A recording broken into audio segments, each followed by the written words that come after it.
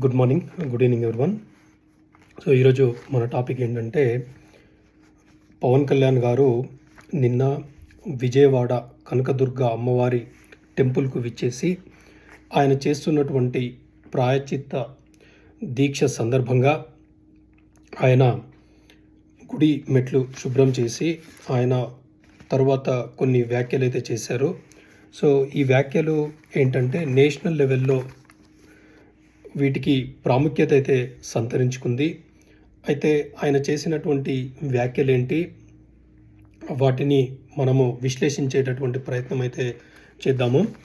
అయితే ఫస్ట్ మొదటగా దానిని అనలైజ్ చేసేటటువంటి దానికంటే ముందు కూడా ఫస్ట్ పవన్ కళ్యాణ్ గారు ఒక ట్వీట్ అయితే చేశారు. తిరుపతి లడ్డూకు సంబంధించినటువంటి కల్తీ వివాదం ఏదైతే ఉందో, లడ్డు నెయ్యికి సంబంధించినటువంటి వివాదం ఏదైతే ఉందో దానికి సంబంధించి ఆయన ఒక ట్వీట్ చేయడం జరిగిందనమాట ఆయన సోషల్ మీడియాలో. ఆ ట్వీట్ తెలుగులోకి ట్రాన్స్లేట్ చేద్దాము. ట్రాన్స్లేట్ చేస్తే తెలుగులో దాని అర్థం ఏంటంటే, తిరుపతి బాలాజీ ప్రసాదంలో జంతువుల కొవ్వును కలిపి కనుగొన్నందుకు మేము తీవ్రంగా కలత చెందాము. వైసీపీ ప్రభుత్వము ఏర్పాటు చేసిన టీటీడీ బోర్డు ఎన్నో ప్రశ్నలకు సమాధానం అయితే చెప్పాలి. మా ప్రభుత్వం సాధ్యమైనంత కఠిన చర్యలు తీసుకోవడానికి కట్టుబడి ఉంది. అయితే ఇది దేవాలయాల వివక్ష, దాని భూ సమస్యలు మరియు ఇతర ధార్మిక పద్ధతులకు సంబంధించిన అనేక సమస్యలపై వెలుగునిస్తుంది.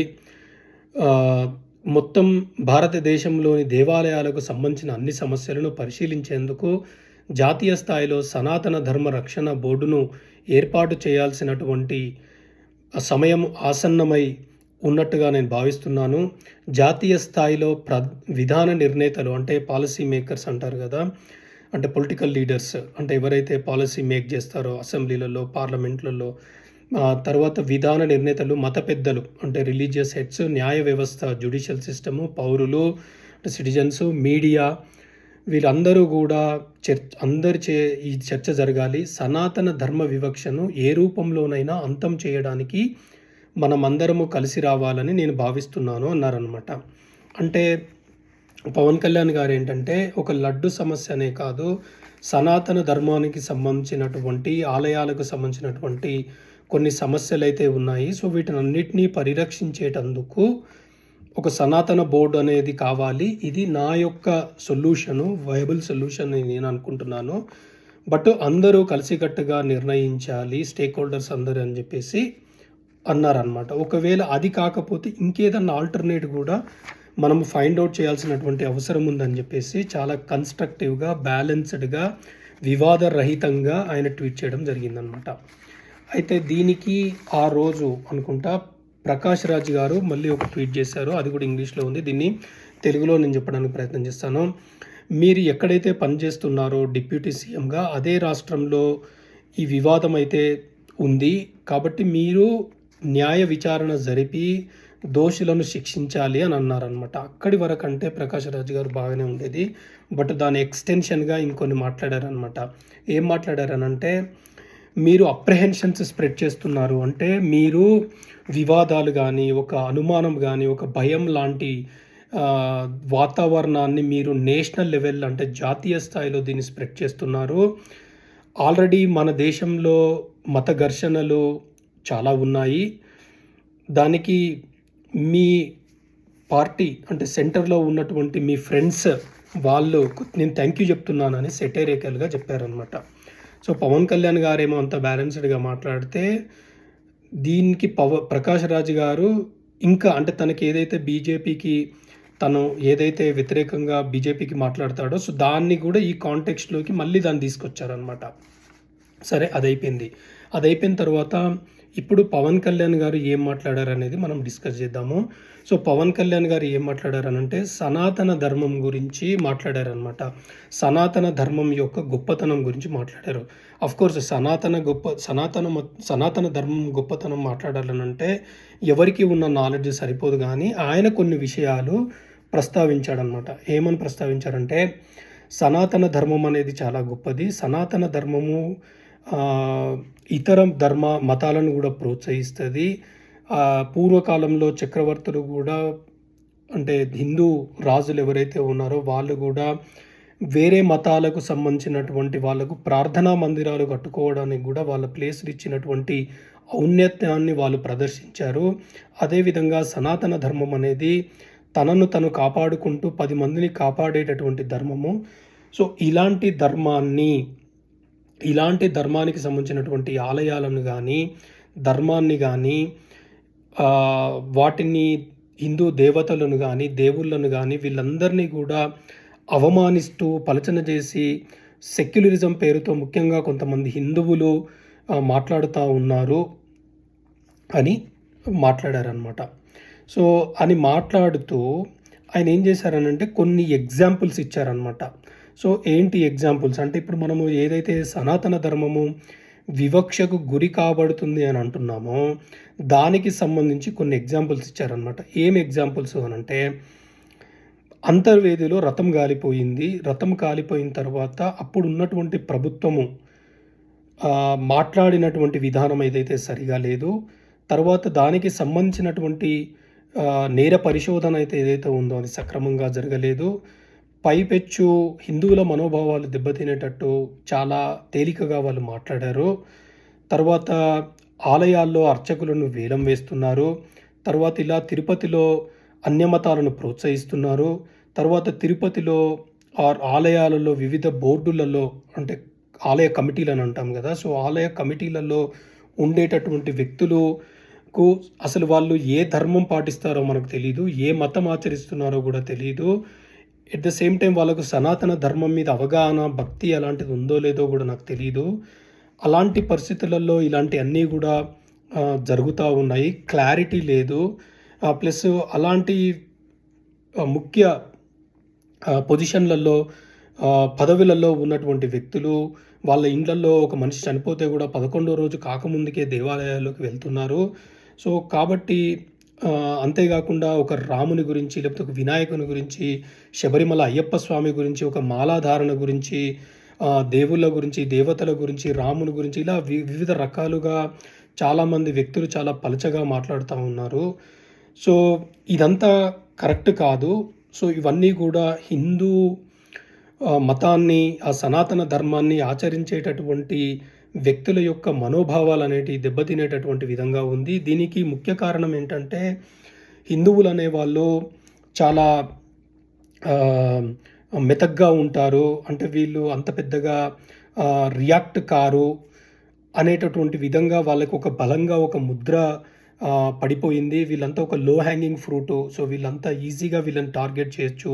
వీళ్ళ మతాలను కానీ, వీళ్ళ విశ్వాసాలను కానీ, వీళ్ళ యొక్క ఇతిహాసాలను కానీ, వీళ్ళ యొక్క పురాణాలను కానీ, వీళ్ళ యొక్క దేవుళ్ళను కానీ, దేవతలను కానీ, ఒక చరిత్రను కానీ ఇవన్నిటిని కూడా చాలా తేలికగా మనం మాట్లాడొచ్చు. చాలా ధైర్యంగా మాట్లాడొచ్చు.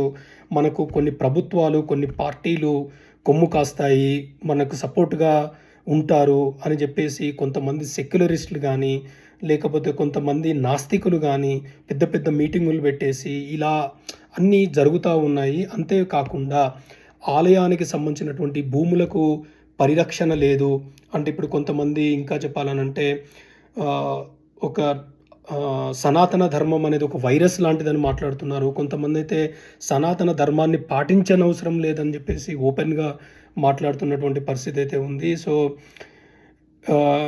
ఇలా వివిధ రకాలుగా మాట్లాడుతూ వివిధ రకాలుగా అవమానాలకైతే గురి చేస్తున్నారు అని సనాతన ధర్మాన్ని గొప్పతనం గురించి చెప్పడమే కాకుండా ఇప్పుడు జరుగుతున్నటువంటి పరిస్థితులు ఎలా ఉన్నాయి, ఎస్పెషల్లీ సెక్యులరిజం అనేటటువంటి ముసుగులో కొంతమంది హిందువులు మాట్లాడేటటువంటి విధానం గురించి మాట్లాడుతూ ఎట్ ద సేమ్ టైం ఆయనకి అన్ని మతాల పట్ల గౌరవం ఉంది అని ఆయన చదివినటువంటి నేపథ్యం కానీ, స్కూల్ కానీ, but at the same time ఇప్పుడు ఇంకొక మతంలో ఒకరిని హెచ్చించడానికి తగ్గించుకునేవాడు తను హెచ్చింపబడతాడు అనే ఒక బైబిల్లోని సూక్తిని తీసుకురావడం కానీ ఇలాంటివన్నీ మాట్లాడుతూ నా మతం మీద జరిగేటటువంటి దాడికి నిరసనగా, దానికి ఒక ప్రతిస్పందనగా నేను సనాతన బోర్డు అనేది ఒక సొల్యూషన్గా నేను మాట్లాడుతూ ఉంటే నా మీద ఎందుకు దాడి చేస్తారు?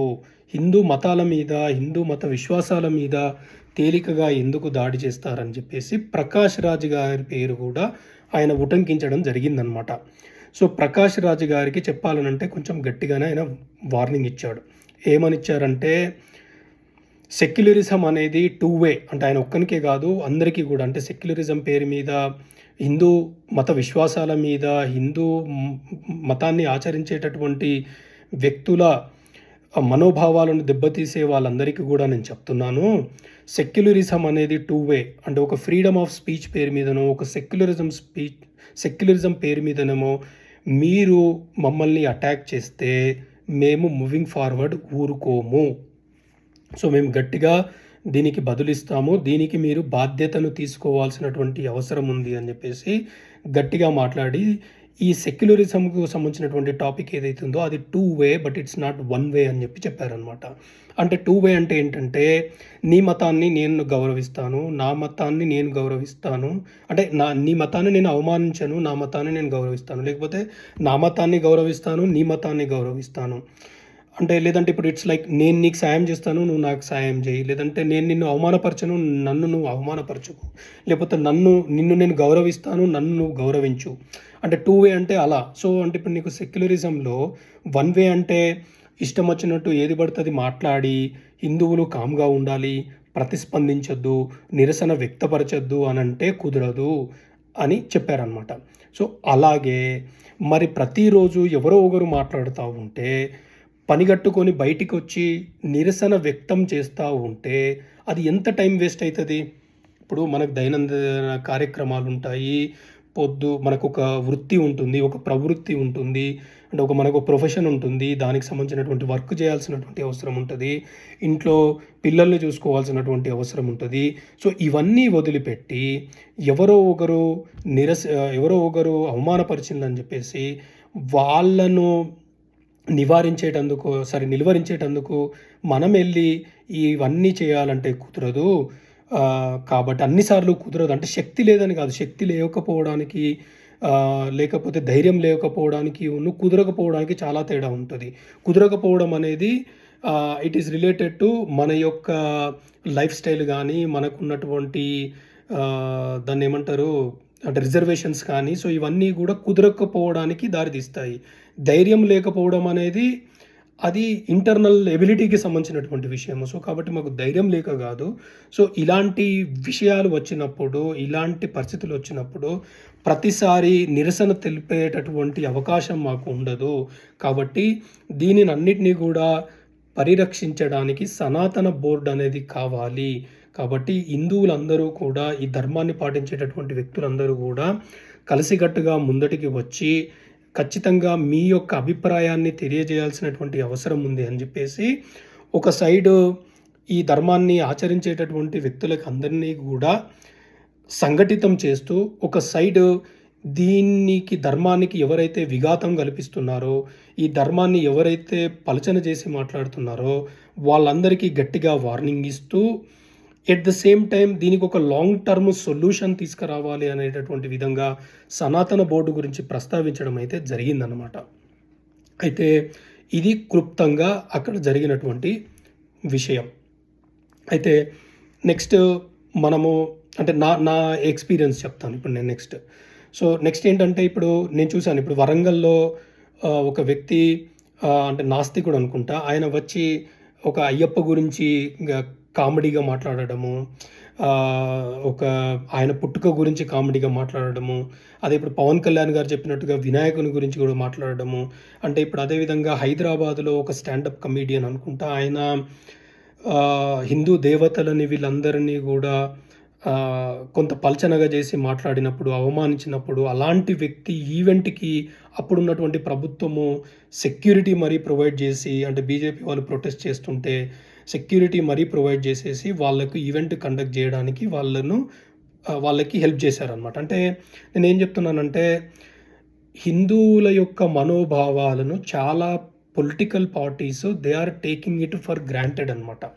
అంటే పవన్ కళ్యాణ్ గారు చెప్పేది ఏంటంటే, ఒక ప్రభుత్వంలో ఉన్నటువంటి పెద్దలు కానీ, ఒక రాజకీయ నాయకులు కానీ, పార్టీ నాయకులు కానీ, వీళ్ళందరూ కూడా మాట్లాడాల్సినటువంటి అవసరం ఉంది. ఎట్ ద సేమ్ టైం మనము కూడా మన తరపున వాయిస్ని గట్టిగా వినిపించాల్సినటువంటి అవసరం ఉంది అని ఆయన చెప్పారనమాట. అయితే అది ఒక అంశము. తర్వాత ఇప్పుడు ఈ అంశం ద్వారా ఏంటంటే పవన్ కళ్యాణ్ గారికి ఒక అన్‌కండీషనల్ సపోర్ట్ ఒస్తుందనమాట. ఏంటి అనంటే ఒక పవన్ కళ్యాణ్ గారిలో ఆయనలో ఒక లక్ష్మణుడిని చూస్తున్నామని కొంతమంది అంటున్నారు. కొంతమంది ఒక పరశురాముడని, ఒక సుభాష్ చంద్రబోస్ అని జెప్పేసి లేదా ఆయన ఒక హిందూ హృదయ సామ్రాట్ అని అంటే ఇట్లా రకరకాలుగా ఆయన్ని పొగిడేటటువంటి ఆయనను గుర్తించేటటువంటి విషయాలైతే మనం చూస్తున్నాము. అయితే దానితో పాటుగా ఇంకా కొంతమందైతే ఇప్పుడు మనకు ఏదైనా ధర్మము లేదా మనకేదైనా కష్టం వచ్చినప్పుడు దీన్ని రక్షించాల్సిందిగా ఒక అదృశ్య శక్తిని మనము వేడుకుంటాము. సో, అలా అదృశ్య శక్తి ఇది కాదు ఇక్కడ పవన్ కళ్యాణ్ ఒక దృశ్య శక్తి అంటే కనబడేటటువంటి శక్తి పవన్ కళ్యాణ్ గారు. సనాతన ధర్మాన్ని ఈయనైతే ఖచ్చితంగా కాపాడుతారు అనేటటువంటి నమ్మకము మాకు కలిగింది. అంటే మేము కూడా ధైర్యంగా ముందుకు వచ్చి ఇంకా మేము మాట్లాడగలుగుతాము, సపోర్ట్ చేయగలుగుతాము. అంటే మాకొక పీస్ ఆఫ్ మైండ్, మాకొక సాటిస్ఫాక్షను. సో, ఇలాంటి వ్యక్తి ముఖ్యంగా రాజకీయాలలో ఉన్నటువంటి వ్యక్తులు ప్రతిపక్ష పార్టీగా ఉన్నప్పుడు ఒక రకంగా మాట్లాడతారు. ప్రభుత్వంలోకి వచ్చిన తర్వాత ఒక రకంగా మాట్లాడతారు. అంటే ఇప్పుడు ఫర్ ఎగ్జాంపుల్ ఏదైనా ప్రతిపక్ష పార్టీ ఒక ఒక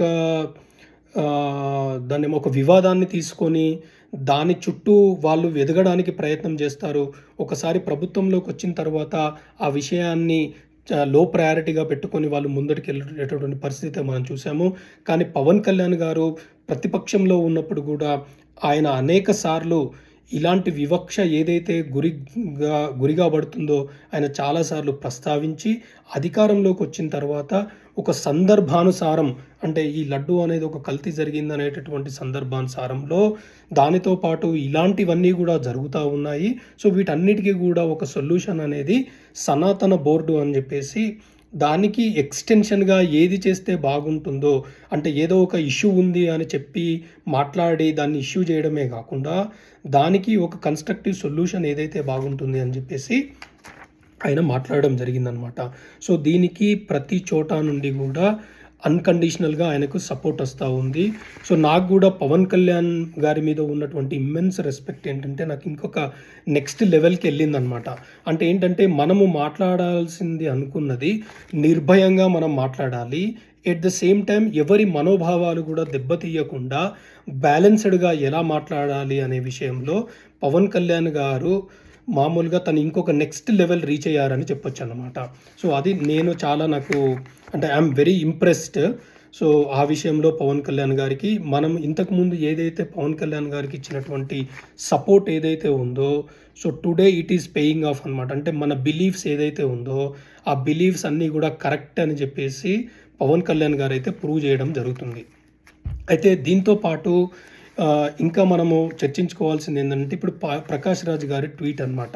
సో, ఎప్పుడైతే ప్రకాష్ రాజ్ గారి పేరు ప్రస్తావించి సెక్యులరిజం పేరు మీద అంటే ఒక విషయము చెప్పేటప్పుడు మాకు హక్కు ఉంటుంది, మీకు ఎలాగైతే హక్కు ఉంటుందో మాకు కూడా హక్కు ఉంటుంది, ఈ హక్కులు అనేది 2 వే కానీ 1 వే కాదు అని చెప్పేసి ప్రకాష్ రాజ్ గారికి అంటే సెక్యులరిజం పేరు మీద మాట్లాడేటటువంటి అనుచిత వ్యాఖ్యలు చేసేటటువంటి వ్యక్తులందరికీ కూడా ఆయన చెప్పడం జరిగింది. అయితే దానికి ప్రకాష్ రాజ్ గారు పవన్ కళ్యాణ్ గారు మాట్లాడిన తర్వాత ఆయన ఒక ట్వీట్ ద్వారా మళ్ళీ రిప్లై ఇచ్చారనమాట. ఆ ట్వీట్ యొక్క సారాంశం ఏంటంటే సో, ఇది ఇంగ్లీష్లో ఉంది, తెలుగులో చెప్పడానికి నేను ప్రయత్నం చేస్తాను. మీ ప్రెస్ మీట్ నేను చూశాను. తర్వాత నేను చెప్పిన దానికి మీరు అర్థం చేసుకుంది కంప్లీట్‌గా మీరు డిఫరెంట్‌గా అర్థం చేసుకున్నారు. ఇది నాకు ఆశ్చర్యానికి గురిచేసింది. తర్వాత నేను ఇప్పుడు షూటింగ్‌లో ఉన్నాను అబ్రాడ్‌లో. నేను వచ్చిన తర్వాత మీ క్వెషన్స్ అన్నిటికీ సమాధానం చెప్తాను. మధ్యలో ఇక్కడ మళ్ళీ సెటైర్ అనమాట. ఐ వుడ్ అప్రిషియేట్ అంటే మిమ్మల్ని నేను అప్రిషియేట్ చేస్తాను. మీరు మళ్ళీ నా ట్వీట్ నేనేదైతే పెట్టిందుందో దాన్ని మళ్ళీ చేయండి. రీడ్ చేసి అండర్‌స్టాండ్ చేసుకోండి అని చెప్పేసి, అర్థం చేసుకోండి అని చెప్పారనమాట. ఇక్కడ మళ్ళీ సెటైర్‌గా. అంటే ఏంటంటే ఇప్పుడు పవన్ కళ్యాణ్ గారు పెట్టినటువంటి ట్వీట్ కానీ, ప్రకాష్ రాజ్ గారు పెట్టినటువంటి ట్వీట్ కానీ రెండిటిలో కూడా చాలా ఈజీగా అర్థమవుతుంది. ఇప్పుడు పవన్ కళ్యాణ్ గారు ఈ సమస్య ఉంది, ఈ సమస్యకు సొల్యూషన్ ఇదని చెప్పేసి పవన్ కళ్యాణ్ గారు చెప్తే, ప్రకాష్ రాజ్ గారు మీరు నిందితులను పట్టుకోండి, శిక్షించండి అని చెప్తూ మీరు దీన్ని ఎందుకు ఒక భయాలను ఒక ఇవన్నిటిని నేషనల్ లెవెల్ ఎందుకు స్ప్రెడ్ చేస్తున్నారు అని చెప్పేసి ఆయన is coming in a different యాంగిల్లో ఆయన వస్తున్నాడు అనమాట. అలాగే మళ్ళీ సెటరికల్గా మన దేశంలో మత ఘర్షణలు అన్నీ ఉన్నాయి, వీటన్నిటికీ కూడా మీ ఫ్రెండ్ బీజేపీ కారణమని ఇండైరెక్ట్గా ఆయన చెప్పాడు. అయితే ఇక్కడ మనము చెప్పాల్సింది ఏంటి అంటే, అయితే పవన్ కళ్యాణ్ గారు చెప్పినట్టుగా మనకు చాలామందికి తెలిసినట్టుగా ఏంటంటే, హిందువులకి చాలా ఓపిక ఉంటుందన్నమాట. సో ఎవరికైతే ఓపిక ఉంటుందో వాడి మీద దాడి చేయడం అనేది సర్వసాధారణం అనమాట.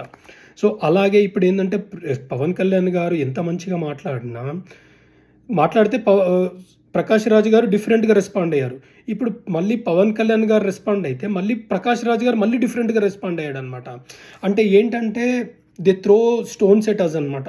అంటే ఎవరైతే మెత్తగా ఉంటారో వాళ్ళ మీద గట్టిగా దండయాత్ర చేయడానికి ప్రయత్నిస్తారు. ఎస్పెషల్లీ లాంగ్వేజ్ మీద పట్టు ఉన్న వాళ్ళు, కొంత నాలెడ్జ్ ఉన్న వాళ్ళు ఏంటంటే గట్టిగా మాట్లాడి, అరగంటగా మాట్లాడి, అరిచి మాట్లాడి వాళ్ళు ఏం చేస్తారనంటే ఎదుటి వాళ్ళ యొక్క వాయిస్ని సప్రెస్ చేయడానికి ట్రై చేస్తారనమాట. సో ఇప్పుడు జరిగింది ఇక్కడ ప్రకాష్ రాజ్ గారు చేసేది అదే అనమాట. సో అదే మన సనాతన ధర్మం మీద దాడి కూడా అదే జరుగుతుందని చెప్పడానికి నేను ఈ రెండు కంపారిజన్స్ నేను డ్రా చేశాను. సో తర్వాత అయితే ఇప్పుడు ఇదంతా జరుగుతూ ఉంది. సో జరుగుతూ ఉంటే సరే మనము ఏమి చేయాలి, సరే మన సైడ్ నుంచి ఏం చేయాలి అని అంటే,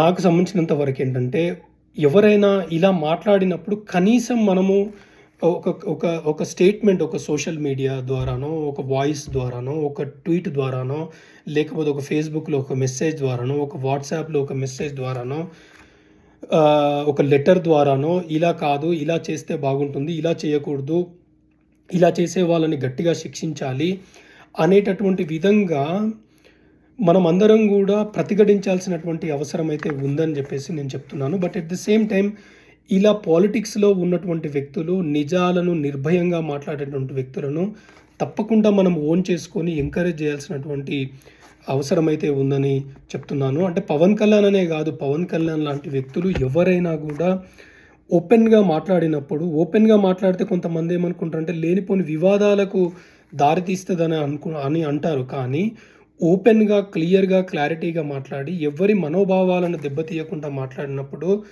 అది వివాదాలకు క్రియేట్ చేస్తే వివాదాలు అవుతాయి, బట్ క్రియేట్ చేయకపోతే కావు. సో కాబట్టి పద్ధతిగా మాట్లాడడంలో చాలా బెటరు. ఆ విషయంలో పవన్ కళ్యాణ్ గారు ఈ స్పోక్ చాలా రెస్పాన్సిబిలిటీగా మాట్లాడారు అని చెప్పేసి అయితే నాకు అనిపించింది. అట్ ద సేమ్ టైం చాలా బ్రేవ్గా మాట్లాడారు. ఎందుకంటే చాలామంది రాజకీయ నాయకులు ఇప్పుడు ఈ టాపిక్ మాట్లాడితే నాకు క్రిస్టియన్స్ ఓట్స్ ఎక్కడ దూరం అవుతాయనో, లేకపోతే మైనారిటీ ఓట్స్ ఎక్కడ దూరం అవుతాయో అని చెప్పేసి వాళ్ళు అసలు మాట్లాడకుండా దాటవేస్తారు. లేకపోతే 1 or 2 వర్డ్స్ చాలా షార్ట్గా దాని గురించి మాట్లాడతారు. కానీ పవన్ కళ్యాణ్ గారు ఓటు గురించి కానీ, నోటు గురించి కానీ భయపడేటటువంటి వ్యక్తి కాదు. కాబట్టి ఆయన చాలా బ్రేవ్గా, అవుట్స్పోకెన్గా ఈరోజు మాట్లాడిండని అయితే అనుకోవాలి. అయితే ముందు ఈ వివాదం అనేది ఇక్కడితో ఆగదు. ఖచ్చితంగా మళ్ళీ ప్రకాష్ రాజ్ గారు దీని మీద కౌంటర్ అటాక్ ఇచ్చేస్తారు. సో ఇది చూడాలి ఎంతవరకు ఈ వివాదం వెళ్తుందనేది. Thanks for watching. Appreciate it.